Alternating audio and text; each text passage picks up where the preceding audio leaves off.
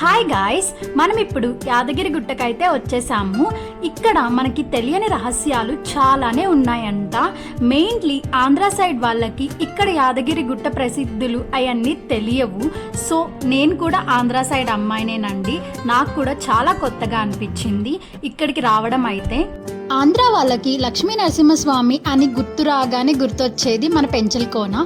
కానీ తెలంగాణ వాళ్ళకి లక్ష్మీ నరసింహస్వామి అని గుర్తు రాగానే గుర్తొచ్చేది యాదగిరి గుట్ట. యాదగిరి గుట్టని యాదాద్రి అని కూడా అంటారండి. ఇదైతే హైదరాబాద్ దగ్గరలో ఉంటుంది. ప్రెజెంట్ మనం ఉప్పల్ సైడ్ నుంచి, అదే ఇన్ఫోసిస్ ఆఫీస్ ఉంటుంది కదా, అక్కడ నుంచి మనం స్ట్రైట్ తీసుకొని వెళ్ళిపోవాలన్నమాట. ఇన్ఫోసిస్ ఆఫీస్ మనకి లెఫ్ట్ సైడ్ వస్తుంది. అలా కాకుండా స్ట్రైట్ తీసుకొని వెళ్ళిపోతే యాదగిరి గుట్టకైతే వెళ్ళిపోతాము. ఇది మనం వెళ్ళే దారిలో అండి అసలు ఆ వ్యూ ఎంత బాగుందంటే అసలు చాలా బాగుంది.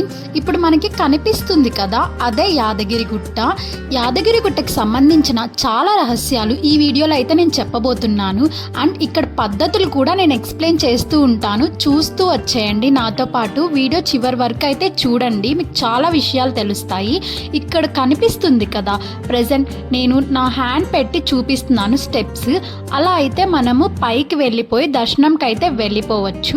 అండ్ ఇక్కడ ఒక మామగారు కనిపిస్తున్నారు కదా, ఇక్కడే టెంకాయ కొట్టుకొని మనం ఏదైనా ఒక కోరిక కోరుకొని ఈ మెట్లు అయితే ఎక్కి వెళ్ళాలి. కన్ఫర్మ్గా నెరవేరుతుందండి. ట్రస్ట్ మీ, నాకు నెరవేరింది కాబట్టే నేను మళ్ళీ వెళ్ళాను. ఇది నేను వెళ్ళడం 3rd టైం అన్నమాట. నేను చాలా ఎండలో అయితే వెళ్ళానండి, సమ్మర్ కదా, అందుకే కొంచెం క్యాప్ పెట్టుకొని water bottles must and should carry చేయండి. అండ్ గ్లూకోజ్ కూడా క్యారీ చేయండి.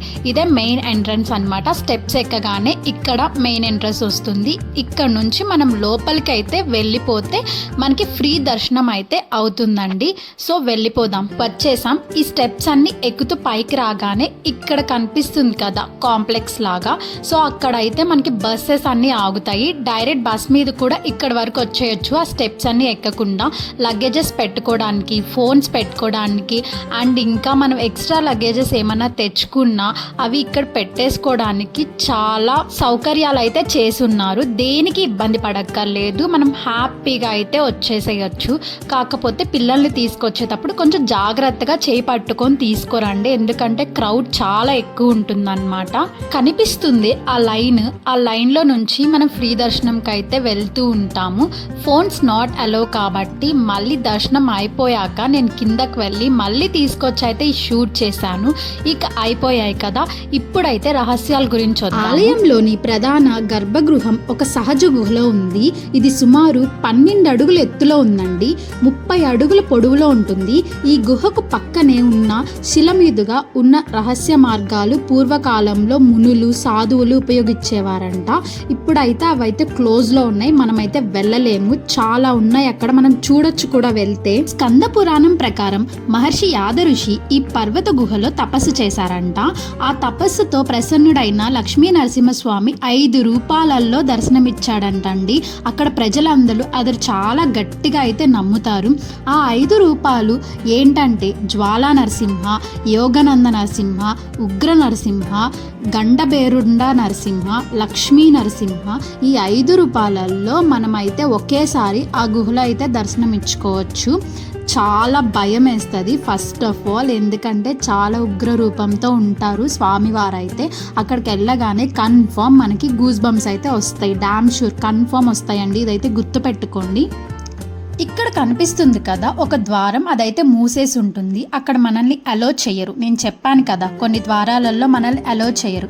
అలాంటిది ఇది ఒకటి. ఇది కూడా చాలా ఏదో పవర్ఫుల్ అని చెప్పి నమ్ముతారు. చాలామంది తాకి దండం పెట్టుకొని అక్కడ పిక్స్ అయితే దిగుతున్నారు. అక్కడ ఎవరిని అలో చేయరు, పూజారులు కూడా వెళ్ళరు. కాకపోతే ఎప్పుడు ఓపెన్ చేస్తారో కూడా మనకైతే తెలీదు. అండ్ ఇక్కడ అమ్మవారికి కట్టిన చీరలు కూడా అమ్ముతున్నారు. ఎవరైనా కావాలి అని అంటే తీసుకోవచ్చు. 2016 నుండి 2022 వరకు ఆలయాన్ని సంపూర్ణంగా పునర్నిర్మించారు, అంటే మనకి నిర్మించారన్నమాట. ద్రావిడ, కాకతీయ, చాళుక్య రాజులు ఇలాంటి చాలా మంది అయితే ఈ ఆలయాన్ని నిర్మించడానికైతే చాలా తోడ్పడ్డారంట. సో కాకపోతే ఏంటంటే 2022లో మాత్రం పూర్తిగా ఇది నిర్మించబడింది.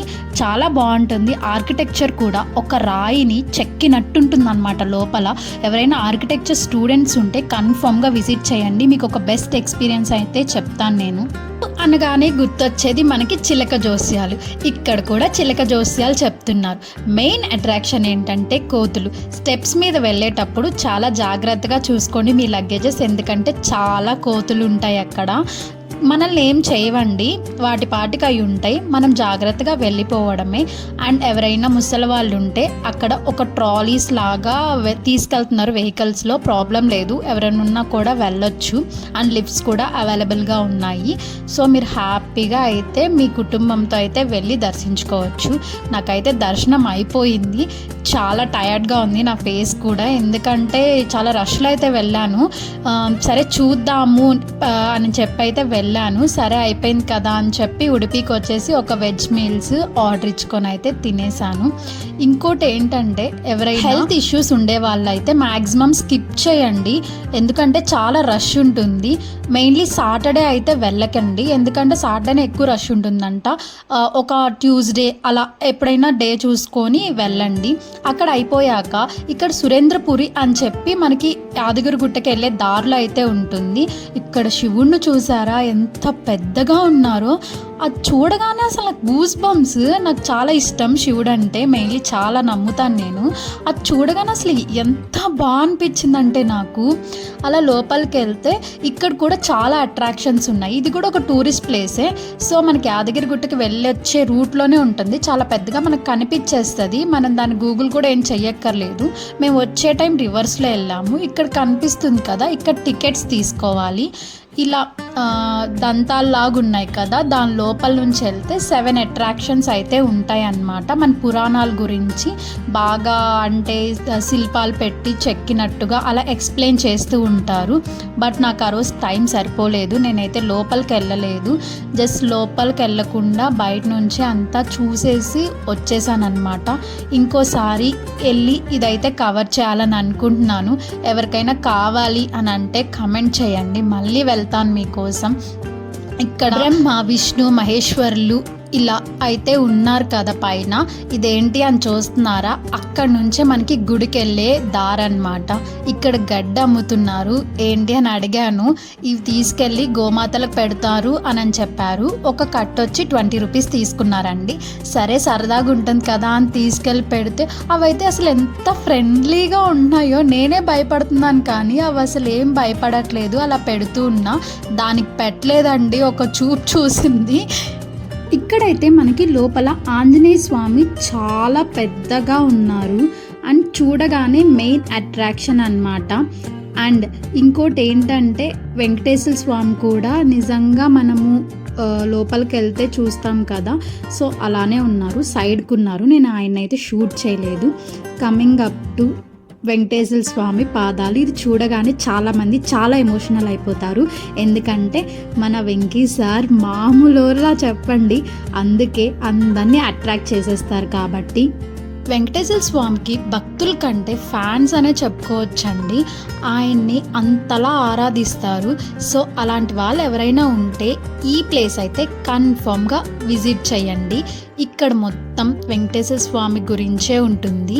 మినీ తిరుపతి అని కూడా చెప్తారు ఇది. సో మనం తిరుపతికి వెళ్తే ఎలాంటి ఫీల్ వస్తుందో సేమ్ ఈ ప్లేస్కి వెళ్ళినా కూడా మనకి అలాంటి ఫీలే వస్తుంది.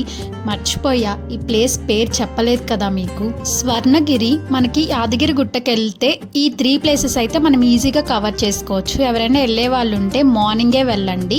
సో అన్ని వీడియో చాలా షార్ట్ లెంత్లో ఉంది, అన్ని షేర్ చేసుకోవడానికి అయితే కుదరలేదు. నాకు వీలైనంత వరకు అయితే చెప్పాను. ఇంకా మీకు ఎలాంటి రహస్యాలు కావాలన్నా కూడా నాకైతే కమెంట్ చేయండి, నాకు తెలుసు, నేను చెప్తాను.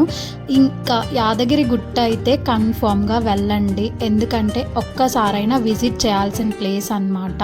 సో వెళ్ళి దర్శించుకోండి, మీ కోరికలు కన్ఫామ్గా నెరవేరుతాయి. ఈ వీడియో కానీ మీకు నచ్చినట్టుంటే ఒక లైక్ చేసి సబ్స్క్రైబ్ చేసుకోవడం మర్చిపోకండి, ఎందుకంటే ఇంకే వీడియోస్ అయినా పెడితే మీకు నోటిఫికేషన్స్ వచ్చేస్తాయి. సబ్స్క్రైబ్